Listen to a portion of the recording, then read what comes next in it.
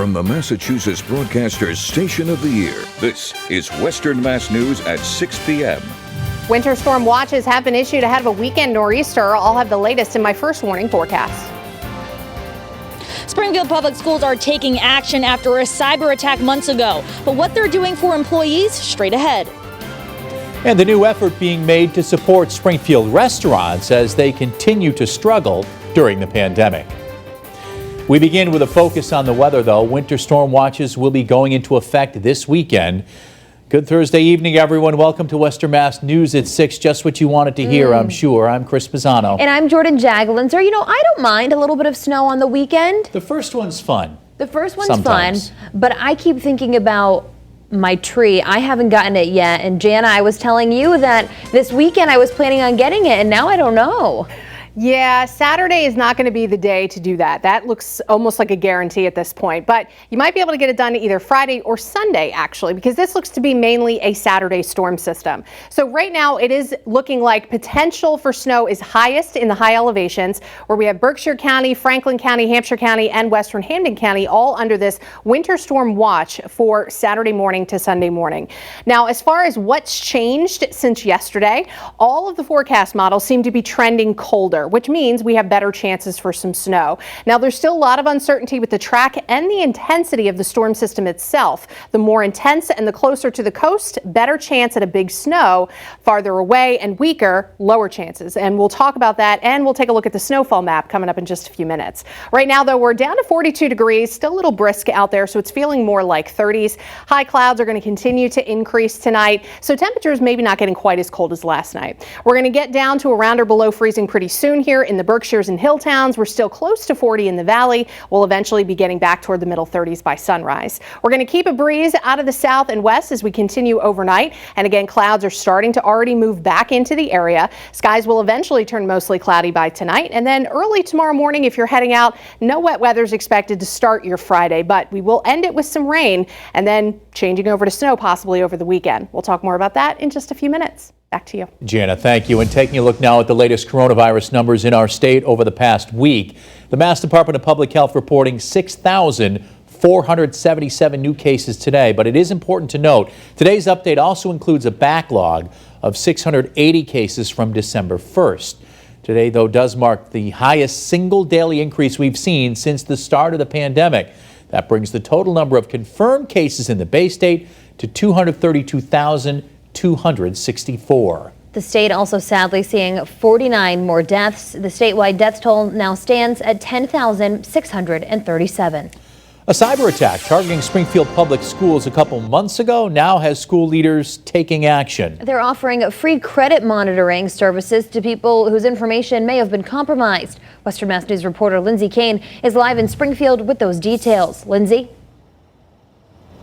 Chris and Jordyn, this attack happened back on October 8th and forced an early end to the school's remote learning day.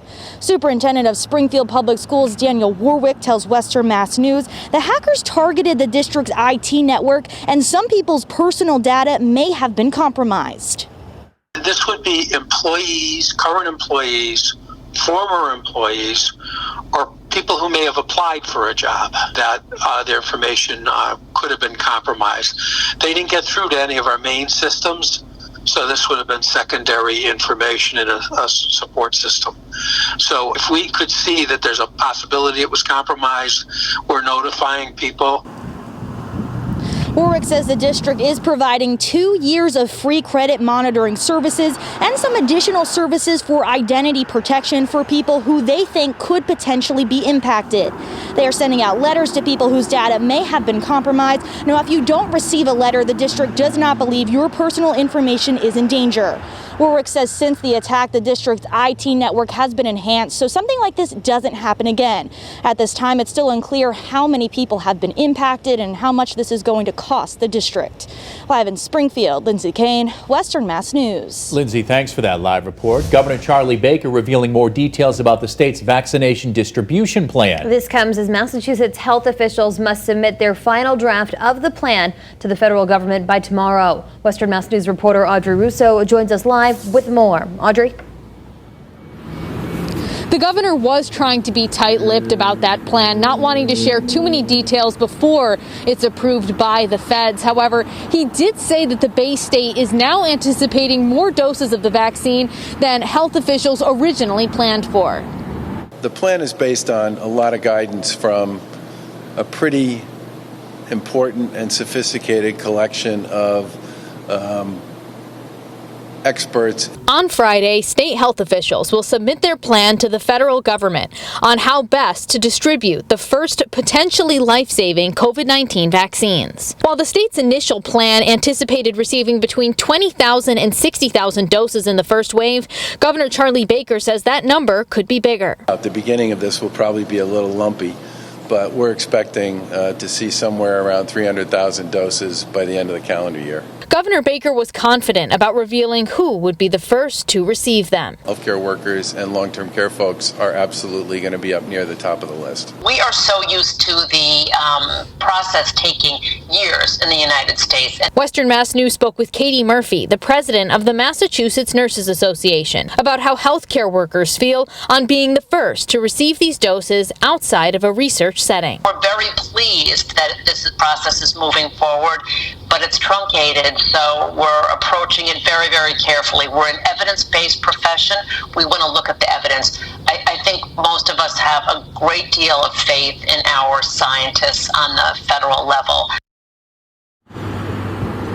The governor said he is willing to release more details on Monday. Reporting live, I'm Audrey Russo for Western Mass News. Audrey, thanks for that live report. New at 6, restaurants are doing what they can to stay open during the pandemic, but with COVID-19 restrictions in place and also colder weather ending the outdoor option, the bottom line is taking yet another hit. That's why an organized effort is about to get started in Springfield to attract extra business. Western Mass News reporter Leon Purvis is live in downtown Springfield with those details. Leon? Jordan, Chris, Springfield Restaurant Week had to be postponed in April, but now, starting tomorrow, you're encouraged through December 13th to go to a restaurant here in Springfield to get takeout, dine-in, or a gift card to help owners in the city stay in business. Not only are you supporting my dream, but you're helping me as far as supporting the whole business itself, employment, inventory costs, food costs, coffee costs, expanding the menu. Christina Rashi is the owner of 413 Cafe in downtown Springfield. She planned to first open in March, but the coronavirus shutdown delayed that to June. Now the Springfield native is hoping to keep the customers coming in. As of right now, we have coffee, bagels, bagel sandwiches, soup, and then more regular sandwiches to come. But those more regular sandwiches to come can only happen if business stays strong. But Rachi has already had to cut back on hours for her employees, and she is asking family members to help serve customers. So I joke around and I call it Sister Saturdays. So my sister's a teacher locally. On Saturdays, she volunteers and helps me every Saturday out of the goodness of her heart, and I call it Christina Barista and Gina Saturdays. Jay Latore, the chairman of the Springfield Restaurant Week Committee, tells Western Mass News a restaurant opening up in the middle of a pandemic is not easy. When businesses do fail, it's often in the first year or two that they do fail. And you can only imagine the difficulties it must be to open a restaurant at this time. Buying local at restaurants like 413 Cafe starting Friday through December 13th means money going back into the Springfield economy. When they are taking the money that they raise to buy more restaurant materials, they're buying it from a local distributor. Now, anyone can do their part for Springfield Restaurant Week 2020. All you have to do is go to a local restaurant in downtown Springfield, get dine-in, takeout, or gift card from that restaurant, and that's how you can do your part. Live in Springfield, Leon Purvis, Western Mass News. Leon, thank you for that live report. And Western Mass News is getting more information on schools that are choosing a fully remote model until after the holidays are over. Chicopee has now joined Munson, East Hampton, and Springfield as districts that will stay remote until the new year. Chicopee school officials pulled back their hybrid model of learning due to rising COVID-19 cases. Wednesday night, the decision was finalized to stay remote through the holidays. Chicopee has seen the highest cases, even, it was in the news as of Tuesday, the highest one-day case count as well. And just the trend that Chicopee is going right now with the transmission, and based off of the advice from the, local Department of Health, it was best to keep the buildings closed. Officials say they'll revisit the issue prior to Christmas break so families can have a plan going forward.